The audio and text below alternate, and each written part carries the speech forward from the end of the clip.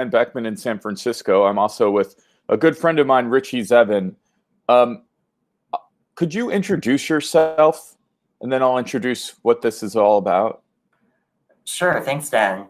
Thanks for inviting me on here today. So my name is Richie Zevin. I'm a clinical social worker in San Francisco, and I manage a peer counseling program for a nonprofit mental health agency. We serve the community in San Francisco here, a lot of folks who are unhoused or struggling with mental health conditions and substance use issues. And so uh, yeah, I'm glad to talk about any or all of what I do and what I see in the city here today. I'm really excited about this because, and I mentioned this in the last attempt at doing this, that if you're on planet Earth right now, you're probably dealing with COVID and the virus. And there's been a lot of discussion about San Francisco. There have been a few people that are in the investment community that have written TripAdvisor reviews and left town. They think it's dirty. They think it's bad. What is your perspective? How long have you lived in San Francisco? What is different about this time in terms of your work? Yeah, so I've lived in San Francisco since 2003, and what I've seen in the last few years, especially, is that and this has gotten a lot of press, that there are a lot of folks who are unhoused on the streets, a lot of people using opioids and methamphetamines and just on the sidewalk and in the community.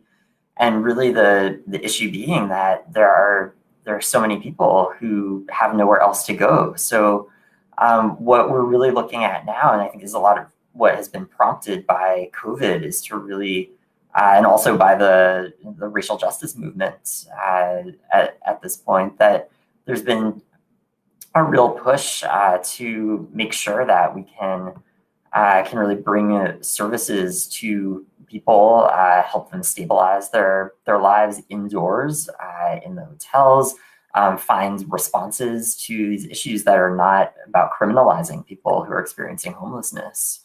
And so hopefully that is something that we're just seeing the beginning of here, and that we can really see more of and keep pushing for in the future. In the last 17 years of being a resident, but also being active in this community, is the unhoused problem greater now than it ever has been? Could you give us kind of an understanding if there's been peaks and valleys or things that have worked in the past, or periods that were just awful? Yeah, I mean, I think one of the issues is that it's like, you'll hear a lot of people say the rent is too damn high, and that's really the case. There's a lot of people who have been housed in San Francisco and lost their housing because of the rents going up, combined with a lot of people with a lot of companies with a lot of money moving in and creating an affordability crisis, and to people who are, many of them longtime residents of San Francisco and no longer able to find a place here, don't have anywhere else to go. I think that, coupled with the opioid epidemic and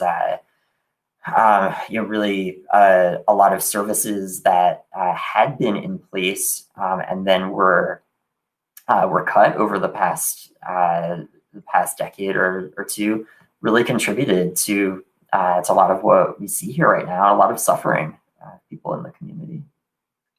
Well, I'm going to unpack a few of these things here. I think that in the last 10 years, it's fair to say that there's been a boom in San Francisco, and this is a boom and bust kind of town. That's happened in the past. There obviously was a gold rush. There were different periods here, even during World War II, when there were a lot of people here shipping out to sea, and things go in different cycles, and it's hard to know what's part of the cycle we're on here. But the last 10 years seemed to be the town was full. And so a lot of these people that live here were longtime residents. They're part of this community. And I think it's hard for people to understand how easy it is to become unhoused or who these people are. Could you kind of personify who they are in some way and humanize them, because I think that a lot of people, not everybody's like this, but they're trying to get to the office or they're trying to get to wherever they're normally going. And they're like, oh my God, there's this person here. It's like scary. Like, who are they? How did they get there? Yeah, so just to comment on that, what you said first, right? So there are people, right, who maybe are walking on their way to work or dropping their kids off at school, and you know, they feel scared by seeing something that's unfamiliar or someone who's suffering or struggling. My response would be, imagine how it feels for that person who is on the street and living in a tent, and how scary that can be, and what it takes to survive there. So I think it's a very privileged place to come from, that mindset of either not wanting to see that or not knowing what to do to help someone.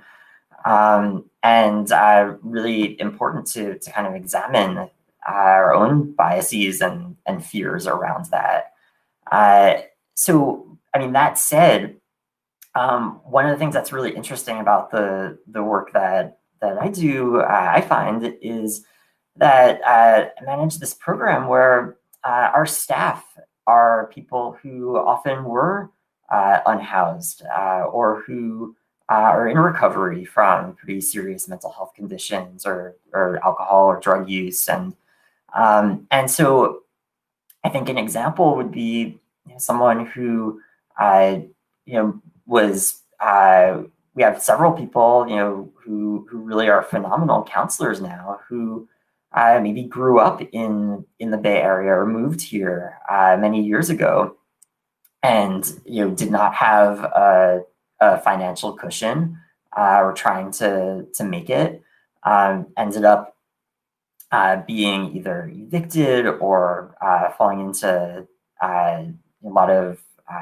issues with drug use, and you know, gradually were not able to really necessarily manage their lives in the way that they would have hoped. Ended up losing housing, and I really had to you know, to find a way to find a supportive, recovery-oriented community that could help them over time. So that means everything from finding in treatment programs, or sober living environments, or a therapist and case manager who could really connect with them where they were at.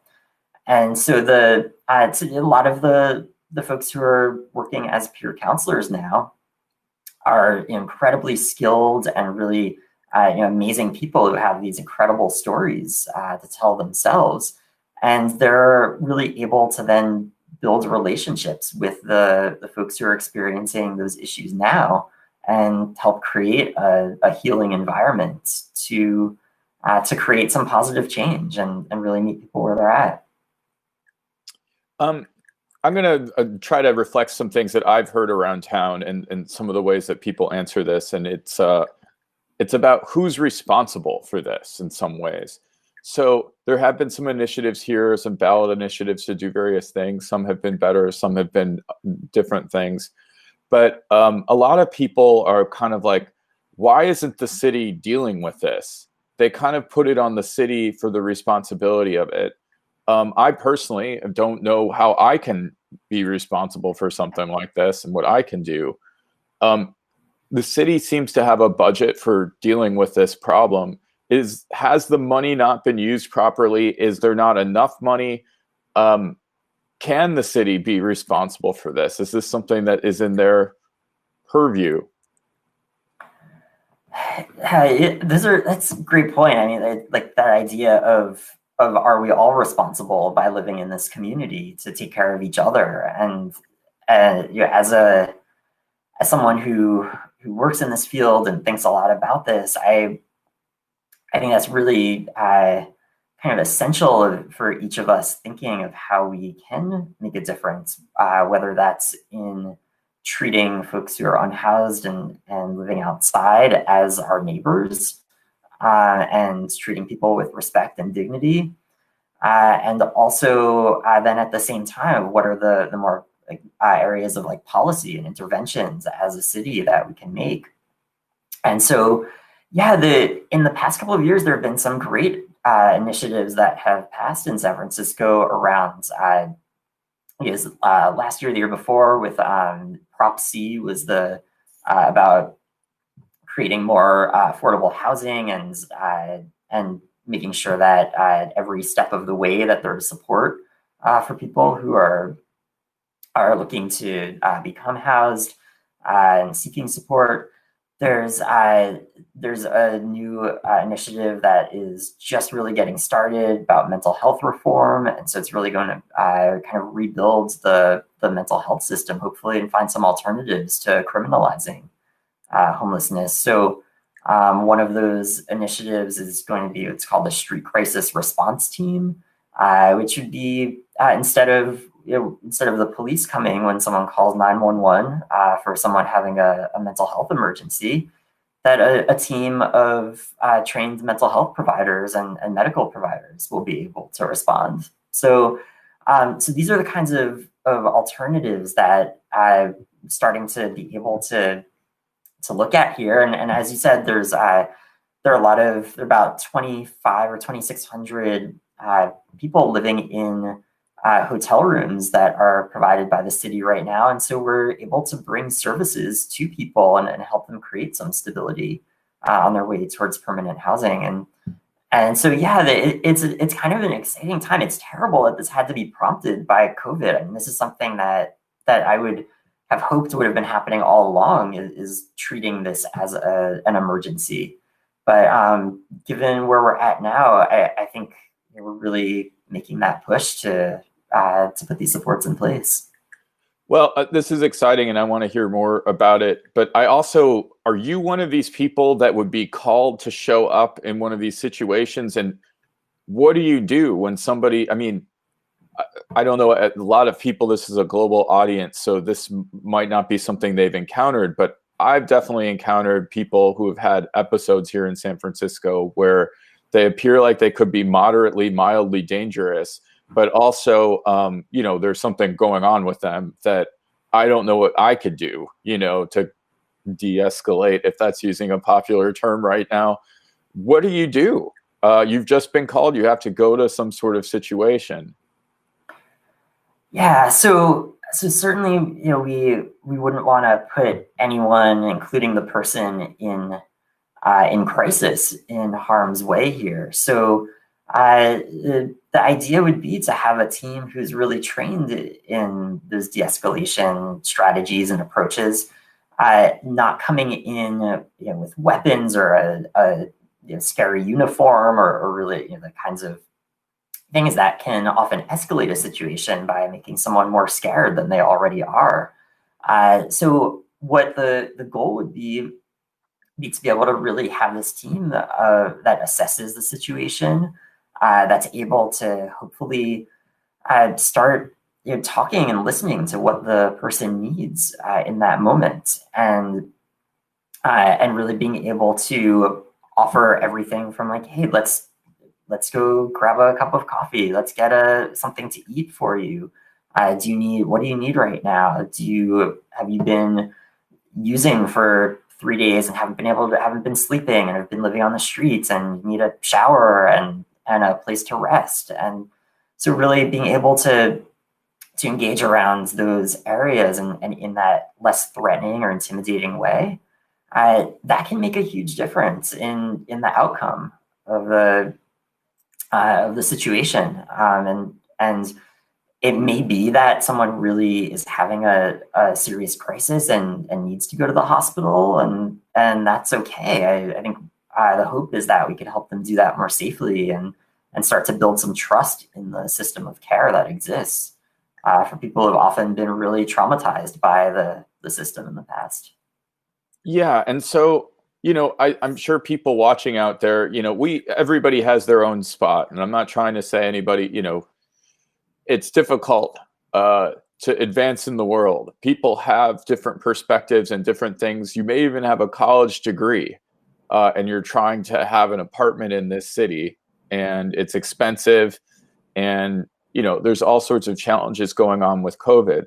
then you deal with these people that you're starting at a level where you're giving them a shower, I guess, for a day, and maybe something to drink or maybe something to help them in that moment.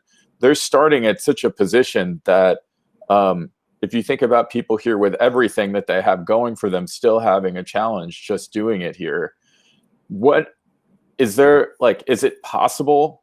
Is it possible that they can get to a point where they are stable? And then what's that like? Because then they're out here in San Francisco and it's still expensive and it's still hard. You've been doing this for so long. I imagine you've seen us, the full circle of this whole thing. I'm sure you've had some success stories and some that are not successful. I don't want to say, is this worth doing? But, you know, it just seems so hard. And you work on this every day. How can, is it possible to actually help these people? Is it that simple that they need socks, a stable place to live, and things start to happen? Right. So I'm not going to say like, oh, 100% of the people, this will be the answer. And I think what point that you bring up is like, yeah, this is going to be a really long journey for some people to make these changes. And that question of how do we put the support in place so that it's not just this one interaction that happens, but that's part of an ongoing, continuous system of support that can be in place for each person. So that means coordinating care between that initial team that may approach the individual on the street with the detox center, and then the treatment program that's for 90 days that comes after that, and then a supportive housing program that has case management and therapy on site, and that has harm reduction groups or 12-step groups, coming in on site there. And I mean, these are all things that are also made that much more difficult because of COVID, that we can't have large groups, people, we have to maintain distancing. And so the idea is that, hopefully by getting this started now, we'll be able to have those pieces in place. Meanwhile, there's a lot of services that are happening virtually right now. So if we're able to, say, go to a tent encampment and have a psychiatrist on call because someone needs a medication refill and hasn't been able to get it, that we're able to talk to the psychiatrist right there and then walk with the person to the pharmacy to get the refill. So there's all sorts of ways that we can do these supports in the moment. But then I think, yeah, the key is that ongoing engagement and follow up and communication and between the systems of care in the city to make that happen. And that's something that I think COVID has really prompted, is that there is more communication now between all of these systems in the city, because there has to be in a public health emergency. That's the only way to really to make it through, as far as I can see, is making sure that people are talking to each other and providing that true safety net of care here. Well, yeah, I mean, depending upon which city you look at, and this is an urban area, this is a place where I was thinking back in February, I was like, how is COVID not going to rip through this population? What are some of the ways that they've been able to keep the numbers down here, considering that we have a significant unhoused population, many of which have many different issues on top of it? I think it's, I guess, a moment for you to kind of talk about the success that has happened here, because I think it's fair to say that, and maybe I'm wrong about it, but it seems as though it is not ripped through our unhoused population. Yeah, so I think part of it has been this initiative to help people get into hotel rooms and be able to isolate and quarantine when needed, and be able to start hopefully making some choices that are safer for themselves, also giving them that chance to feel empowered to really be to be safe again, and to be able to reach out and access some services that that can help with their overall health and well-being, and finding some ways towards recovery and wellness for themselves, and with that support. That said, I think we've also been really lucky in some ways that we know that there's the about 2,600 people, as I said, who are currently housed in hotels and sort of on their way in different cases to permanent housing.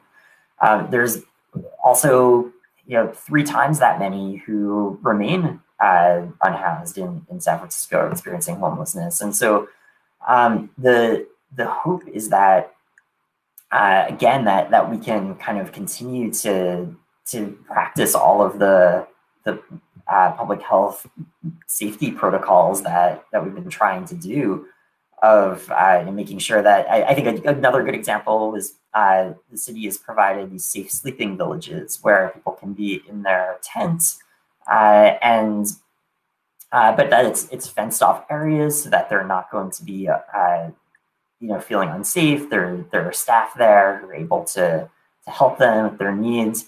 It's not a sustainable solution necessarily, but it is a way of at the very least being able to distance from others and to be in a safer situation. As far as looking at the overall health of people who are unhoused, being able to access these different services, to be able to get the information of what people may need to do in order to remain safe and COVID free, I think is essential. So the different outreach workers who are working in the city, some through our program, some through other Department of Public Health and homelessness and supportive housing programs are really doing amazing work to provide that information and that support. Well, you mentioned hotels. Dreamforce is going to come back. Aren't they going to want those hotel rooms back? It always seems like it's Dreamforce in town. I don't exactly know what they do, but won't they Dreamforce them out of these places? I sometimes was feeling like it was every weekend was that same conference when I walked downtown. I didn't understand how that was possible, but it seems like, that those badges look the same. And so it's always Dreamforce somewhere. There's a Phil Collins song playing in some building somewhere right now.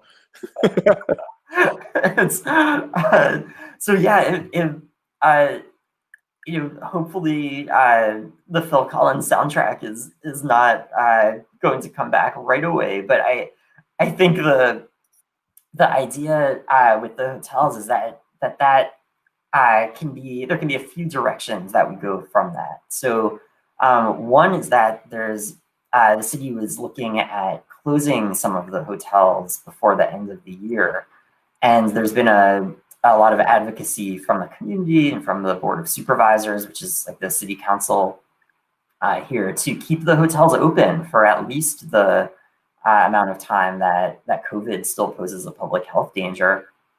And the city is also able to start purchasing some of the hotels to make them permanent affordable housing, and really looking at, I would say, at some of the other vacant units that you've talked about earlier here, that there is a lot of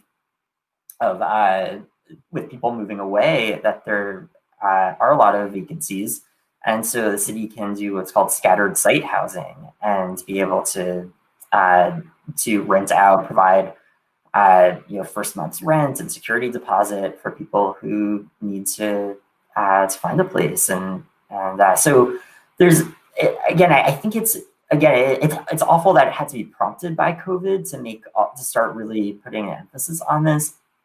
And I'm hoping that some of the things that are happening right now, some of these initiatives and interventions are able to last and to really create some sustainable change here for some of the most vulnerable people and communities that are in our city here. Do you think that this is solvable? Meaning, I guess, with some people, maybe they're going to want freedom.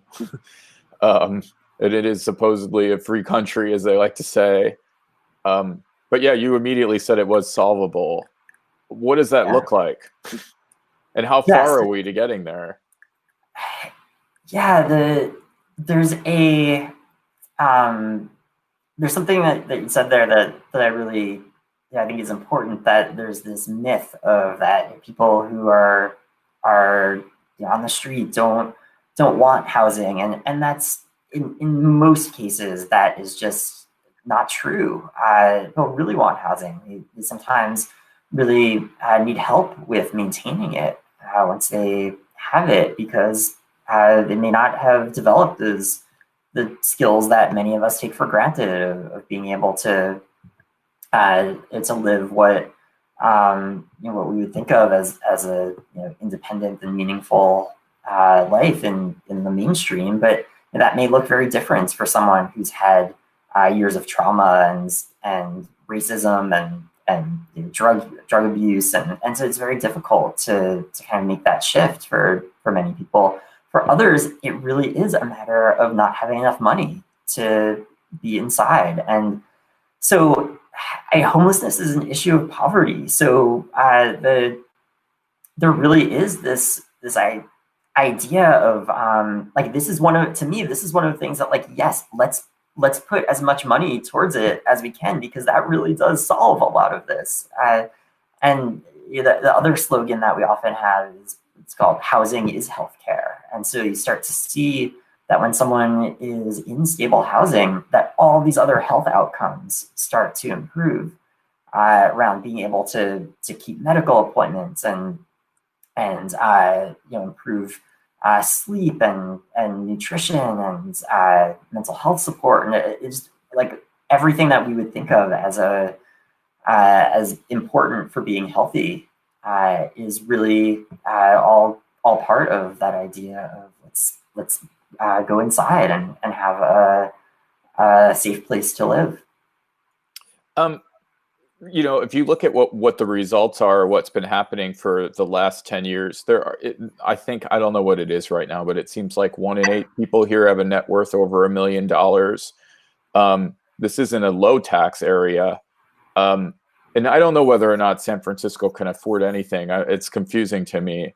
But why should people be interested in helping these people? Yeah, so there's What's in it for them? Right. So yeah, there's a few things I could say about this. One is that we know that homelessness impacts communities, with a lot of inequalities in, Black San Franciscans are much more likely to be homeless. Transgender individuals are much more likely to be homeless. It's really,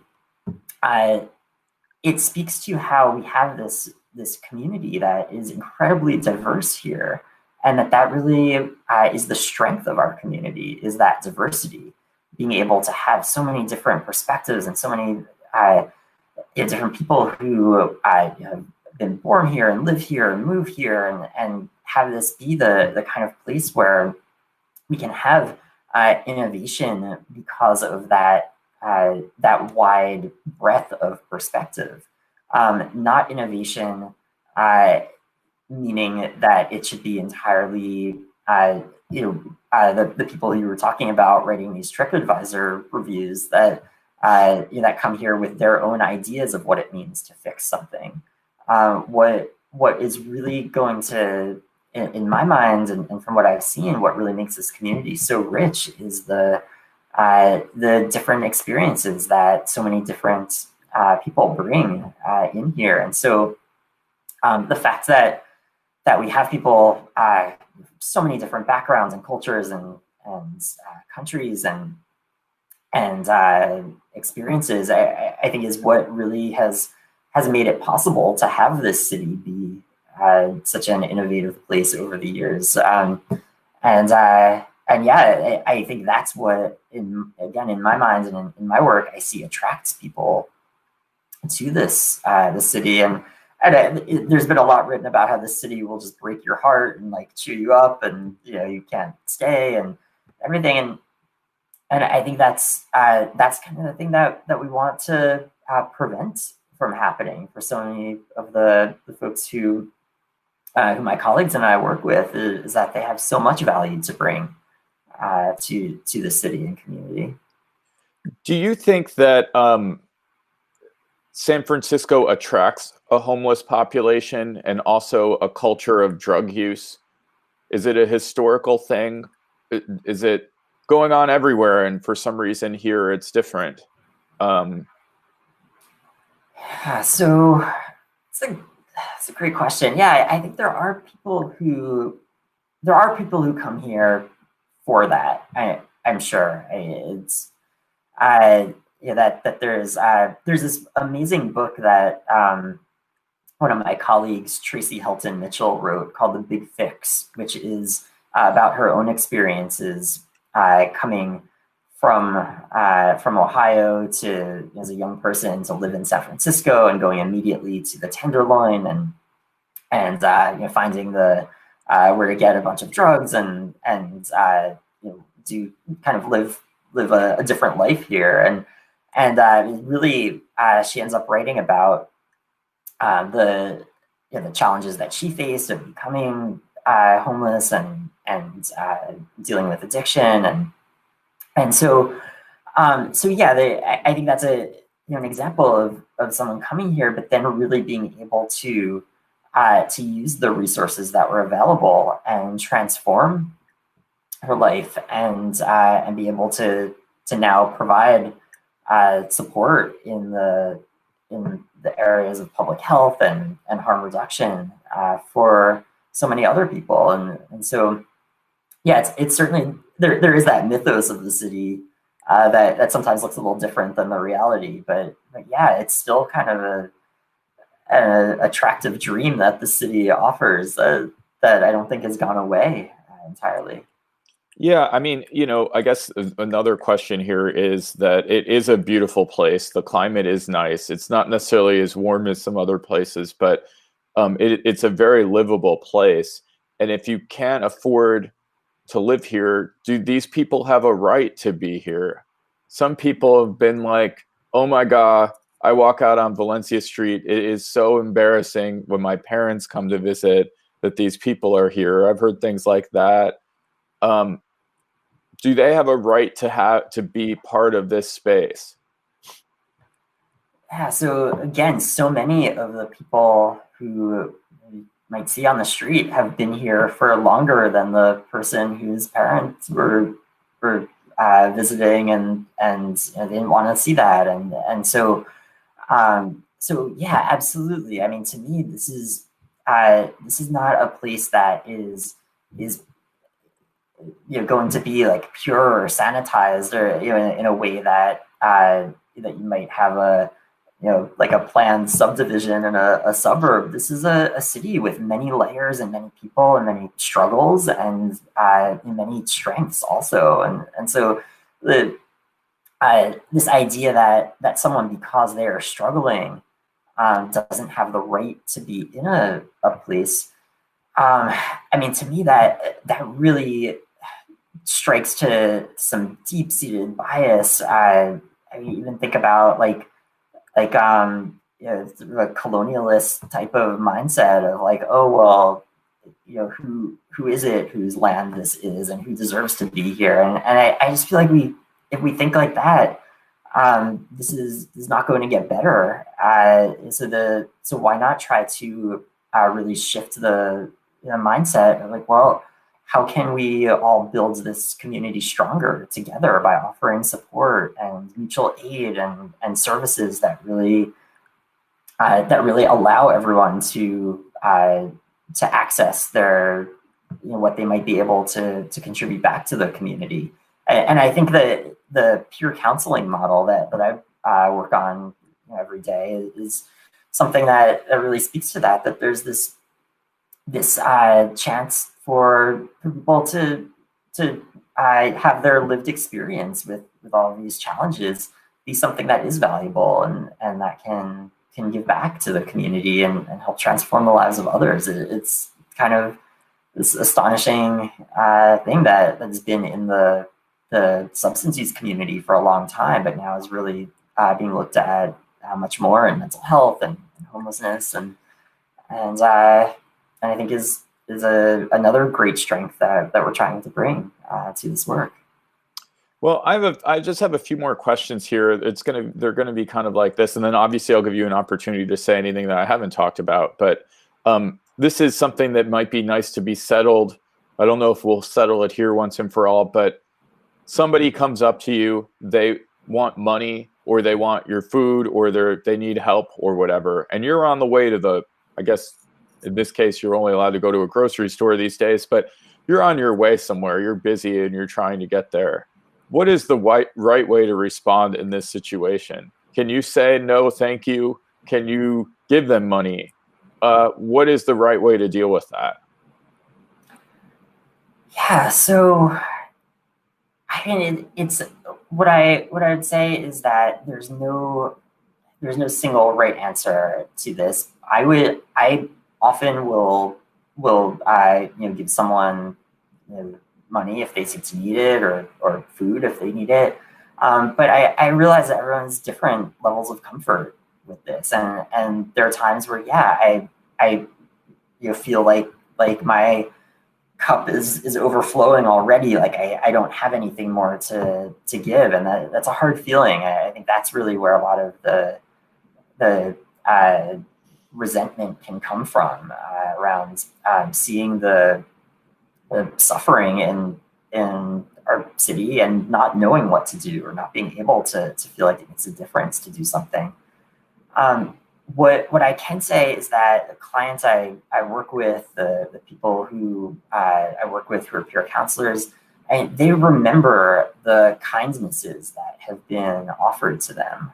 And I mean, one example is that someone who I work with, who for quite some time was unhoused, and he's living just on the street with his dog, and that was he remembers how lonely it was there, and that people didn't want to talk to him, and that he remembers also the people who would come up and talk to him, and how much that just changed things and gave him some hope that something could maybe be different at some point.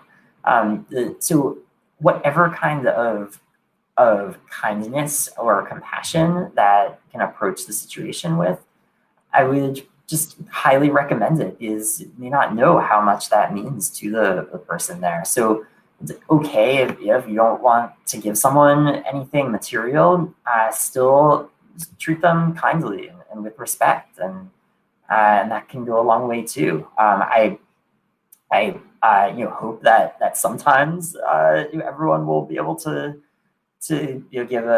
buy a sandwich for someone, or give them some money, and buy them a cup of coffee, and that it does help. If you're a good person, but you're busy and you've got your own problems, but you care, what is the best way to help? Maybe you have some time, a limited amount of time, and maybe you do have a limited amount of money, but what can we do if we don't want to be part of the problem anymore, or ignore it? And in some cases, it's about us feeling good about ourselves, and that we're trying to do something here more than even necessarily helping other people, I think, if we're being honest. But what can we do? Yeah, there is that sense of like, right, how do we sleep at night comfortably, knowing that all this is going on, and that people are struggling so much. So I think there's a few ways. I mean, one is that there are plenty of organizations that would love to have the money or time that you may be able to offer. So places like Coalition on Homelessness, which is this great advocacy group that is really comprised primarily of people who have experienced homelessness in the past or currently. Places like Glide or St. Anthony's that are really focused on providing basic needs resources to the community. There's a lot of different organizations that we would love to have the volunteer time or the support, or even just being able to ask, like, do they need some supplies? Do they need anything that could help? And so one of my favorite things, and this is not happening right now, but Coalition on Homelessness produces the Street Sheet. They publish the Street Sheet, which is that newspaper that might see people on the corner like selling for $2 or any donation, and the vendors for the Street Sheet are, I mean, this is really something that helps them either maintain their housing or move towards stability. And the newspaper is really good. And so I think that's another way of of educating ourselves about like what is the voice of people who are really the ones experiencing these issues the most. And so yeah, I've gotten to the point where like if I'm like, oh, like when I think of the paper, not as like the San Francisco Chronicle, but the Street Sheet. And so it's kind of a I guess something that happens when you work as a social worker for a certain number of years in the city here. So yeah. Yeah, I mean, I think that both you and I grew up in suburbs. You've been here for your adult life, and I've been in cities as well. I do think that there is a little bit of a barrier to overcome that at least I've worked on, and I can't say that everybody can do this, but in the suburbs you don't see anybody and nobody comes up to talk to you. And then you have somebody coming up to you that's different in some way. And I think it takes some effort to realize that this person isn't dangerous. Yeah, I think it's good to give people permission to try to engage when they can. I guess it's hard to look into the crystal ball and be, looking into the future. Is this the best moment in the history here since you've been here in the last 17 years? Like, is this when the most exciting things are happening? So, it's hard to feel excited when there is so much difficulty that people are experiencing right now with COVID and with the the challenges that the frontline healthcare workers are facing, and I mean there's a lot of it's a very difficult time for many people in this field and many people experiencing homelessness and severe issues around isolation and depression and loneliness, and so there are those really hard times. I think though that it is exciting in the sense of like this is prompting some creativity in what we can do, and it's and the funding is now really looking like it's going to be there from what's been passed this last year or two around mental health reform and around affordable housing.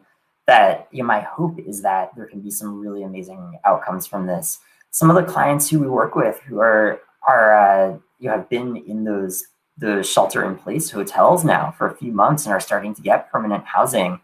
It's amazing to see that happen. I've never seen this. I've never seen this happen so quickly, I would say, in the city in terms of these programs being launched and put together and trying to find how this can be sustainable. So yeah, I'm excited in that way about this. I think it'd be hard to say that I'm excited like overall about where we're at right now, but yeah, really still very hopeful based on what I'm seeing in this kind of work that there is some real progress to be made. Do you think that vaccinations will get to these people, and that level of things will reach its way around everybody in the community at some point? Yeah, I can't speak for other places. I think for San Francisco, though, we have a really strong outreach outreach programming here in the city, in that there's been everything from like the street medicine team that's able to, and the homeless outreach teams that are able to go and provide what's called as really low thresholds services in the city, so that there's not these barriers to service in as much as possible. Really trying to shift from having a lot of barriers where people need to have a certain amount of organization in their lives in order to then access the services, really bringing services to those who might not be there yet. And so my hope would be that because we have this like increasingly robust outreach programming in the city, that the health outreach workers would really be able to build that, to use those relationships they've already built with many of the unhoused folks to be able to provide vaccines and information about it. And I can't really speak to what that will look like with Department of Public Health and the city's prioritizing of it, rolling out of it. But I do think that it's possible to really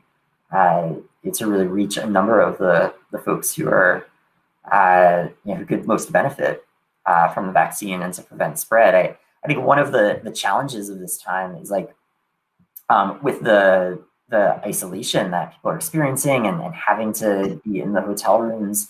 Like how do we help people get all of the services they need now that we know where to find a lot of people, and now that they're going to be in one place. And so there's the challenges there of like around overdose prevention and around safe use and being able to have access to the supports that they normally would.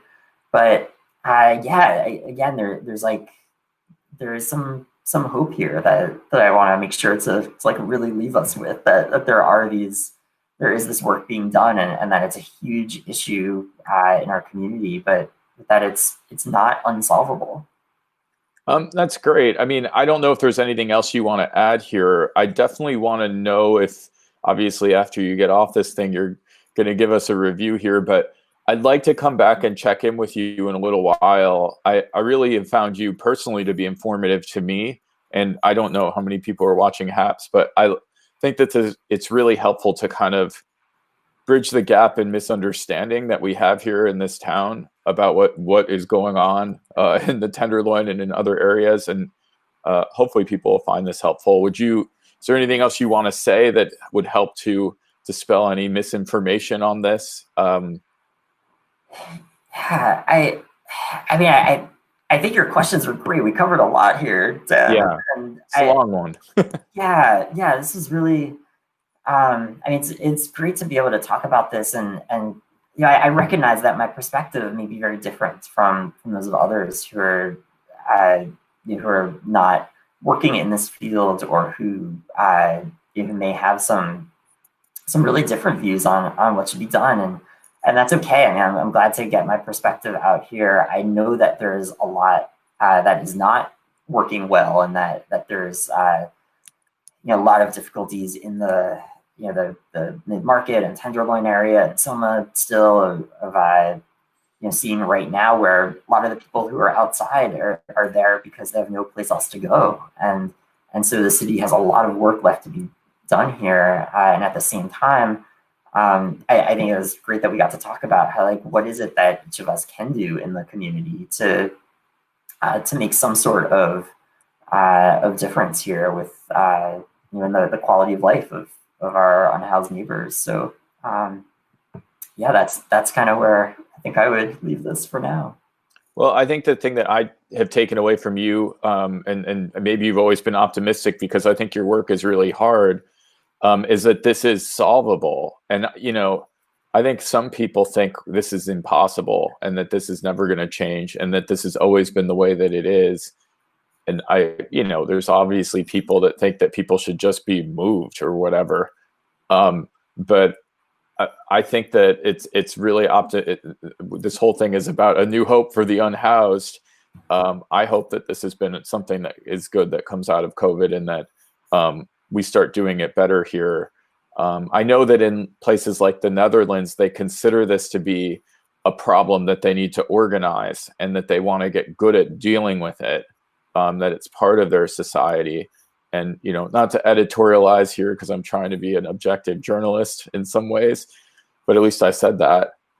My hope is that since we do have this problem here, and we have the resources, instead of people leaving town for Texas to dodge taxes and trashing our city in many different ways, it would be nice if they thought about, well, we've got all these smart people and all this technology, not making an app that makes them rich or makes them look better. And I'm sure there are some instances where people have done this and you don't know that they're doing it. But why not be the best at this? Why not be the best at solving this problem and showing everybody that we can? And since we have it, and these people have been able to solve all sorts of different problems out there. They've also created quite a few. We also have a really, our medical community and other parts that are not in tech have really contributed a lot to the world. And I would like to think, especially since you're optimistic and you're working on this, and that we would be able to be the best in the world at helping these people and showing how we can do it. And my hope is that with the people leaving town and all the empty spaces here, that this is an opportunity during this bust to really get it right. Do you think that we will solve this problem? So I think there's I come back often to this difference between like optimism and hope, and that hope really involves the struggle here and the, you know, as opposed to thinking like, oh well, everything will work itself out, like it will be fine. Like no, that's not exactly how it works.